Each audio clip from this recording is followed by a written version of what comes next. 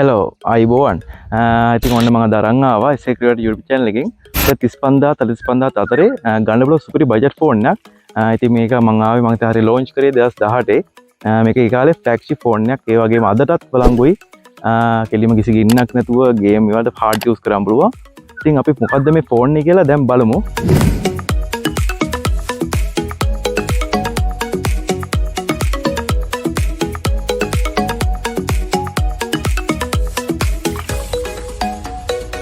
ඔන්න මගේ අතේ තියෙනවා Sony Xperia XZ3 ෆෝන් එක. ඉතින් අද මම බලාපොරොත්තු වෙනවා මේකේ full review එකක් ඔයගොල්ලෝ අරන් එන්න. මොකද මේ කාලේ ගොඩක් මිල අධිකයි ෆෝන් brand new ගන්න එක. ඉතින් මේ වගේ ෆෝන් එකක් ගන්න කොහෙද තියෙන්නේ? මම අද ෆෝන් shop review කරන්නේ නැහැ. නමුත් මම ඔයගොල්ලෝ තැන් කීපයක් recommend කරන්නම්. නැත්නම් අපි පළවෙනි description එකේ බලා ගන්න පුළුවන්. ඉතින් මේකේ අද full review එකක් අරන් එනවා මම. ඉතින් බලන් ඉන්න.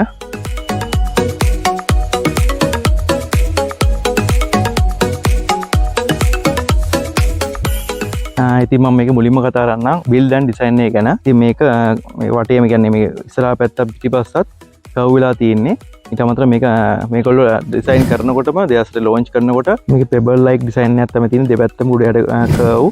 ඊට අමතරව gorilla glass එකත් 5 තියෙන්නේ. ඉස්සරහා පිටිපස්ස aluminium frame එකක් තියෙනවා. ඊට පස්සේ IP68 water and dust resistant proof නෙවෙයි. හැබැයි resistant.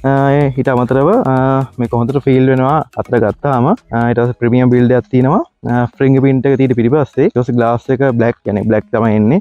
ඉතින් ඕනම දැන් කතා කරන fingerprint තියෙන තැන කොතනද කියලා. ඉතින් මේකේ සමහර feel වෙන්න පුළුවන් fingerprint තියෙන කොතනද කියලා කියන්නේ. ඒක තියෙන back camera එක පිටිපස්සේ පල්ලෙහෙන් තියෙන්නේ. ඉතින් මේක සමහරව set වෙන්න පුළුවන් වෙන්න පුළුවන්. ඉතින් මම මේක චුට්ටක් අවුල්ලා මොකද මේක මේ ඒ කියන්නේ back camera පල්ලෙහෙන් තියෙද්දි මගේ fingerprint එක හරියට set වෙන්නේ නැහැ. මොකද මේ camera එකට set වෙන එක ගලාට. ඉතින් ඒක ඔයගොල්ලෝ feel වෙන විදිහ තමයි මේ phone එක set වෙන්නේ. ඉතින් ඒක තමයි පොඩි අවුලක් තිබ්බේ මට phone එක ගනිද්දි. නමුත් මම මේක අවුරුදු දෙකමාර තිස්සේ නම් පාවිච්චි කරන ෆෝන් එකක්. හැබැයි මට වෙන අතින් නම් lag වීමක්ද කිසිම ප්‍රශ්නයක් තිබෙන්නේ නැහැ මේ ෆෝන් එක ගැන. ඉතින් මම highly recommend කරනවා මේ ෆෝන් එක. ඉතින් අපි තවත් මේක ඉස්සරහට කතා කරමු. ඒක වලට කියන්න ඕන මේක පිටිපස්සව දැක්කාම වෙනම අපිස් ටිකක් අලවල තියෙන්නේ. මොකද හිවුතින් මේකේ matte glass එක නැති shine glass එකක්. ඒකේ fingerprint එක තියද්දි ගොඩක් fingerprint වදින්න පුළුවන්. ඒ නිසා මම දැන් use කරනවා පොඩි කව එකක්. ඒ කියන්නේ ඒකින්ද මගේ fingerprint වදින්නේ නැහැ. මම මේකේ display ගැන කතා කරොත් P-OLED display එකක් තමයි මේක අපිට බලා ගන්න පුළුවන් වෙන්නේ. ඒ වගේ 6 inches 2K resolution gorilla curve panel එකක් තමයි අපිට බලා ගන්න පුළුවන්.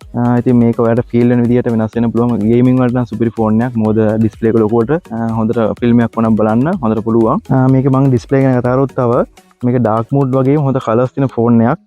rich black වගේම හොඳට feel වෙන ෆෝන් එකක් මේක.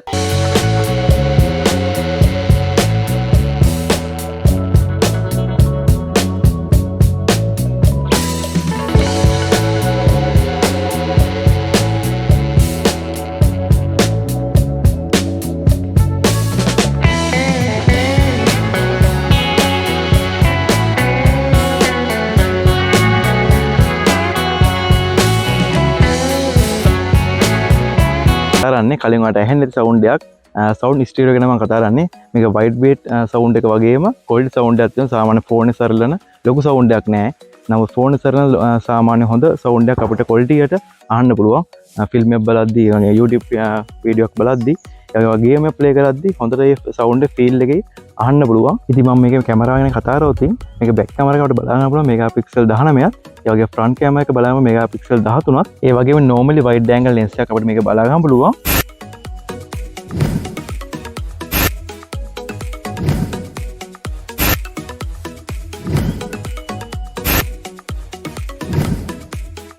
ඒ වගේ මේකේ 4K 30 fps රෙකෝඩ් කරන්න පුළුවන් අපිට.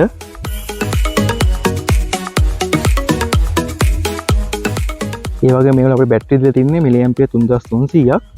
ඉතින් මේක පවර් යූස් කරන කෙනෙක්ට නම් දවසකට දෙපාරක්වත් charge කරන්න වෙනවා. ඒ නිසා ඔයගොල්ලෝ පවර් බැංක් එකක් යූස් කරන්න වෙයි අනිවාර්යයෙන්ම. ඒ වගේ මේක fast charging අපිට support කරනවා 18 watt. ඒ වගේ මේක type C ඒ වගේ අපිට wireless charging බලන්න පුළුවන් 5 watt. ඉතින් මම මේකේ chipset එක ගැන කතා කරොත් Snapdragon 845 chipset එක අපිට බලා ගන්න පුළුවන්. මේක සාමාන්‍යයෙන් ගේමින් වලට හાર્ඩ් ටාප් යූස් කරන්න පුළුවන් ෆෝන් එකක්. ඒ කියන්නේ chipset එක නම් සුපිරි. මේක 10 nanometer chipset එකක් තියෙන්නේ. ඒ වගේ මේකේ GPU එක Adreno 630 තියෙන්නේ. ඉතින් දැන් නම් මේක හොඳ GPU එකක්. ඒක power යූස් කරන ගේම් වගේ යූස් කරනවා නම් අනිවාර්යෙන් chipset එක වගේම GPU එක අනිවාර්යයෙන් අත්‍යවශ්‍යයි. ඉතින් දැන් නම් මේක යූස් කරන්න පුළුවන් බයක් සකර නැතුව මේ ෆෝන් එක හරි රෙකමන්ඩ් කරන්න පුළුවන් මට.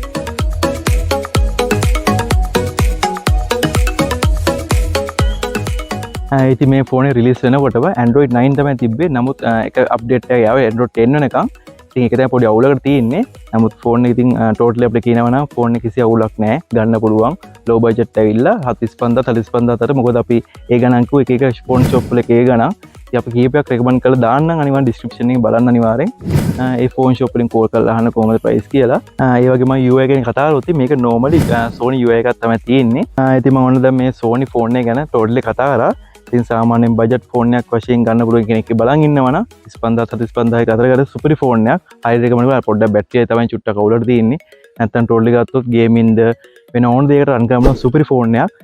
ඉතින් ගන්න කෙනෙක් ඉන්නවා නම් අනිවාර්යෙන්ම කමෙන්ට් එකක් දාන්න. ඔයගොල්ලෝ දන්න තරක් තියෙනවා නම් වෙන අයට බලා ගන්නත් එක්ක අනිවාර්යෙන් මේ වගේ ෆෝන් එකක් ඔයාලා යූස් කරනවා නම් අපි අනිවාර්යෙන් කමෙන්ට් එකක් දාන්න. මම මේ වගේ ෆෝන් එක යූස් කරනවා. අනිත් අයට බලා ගන්නත් එක්ක තියෙන වගේ මේ වගේ තවත් අලුත් ප්‍රයෝග හම්බ වෙනවා. හැමෝටම ජය වේවා.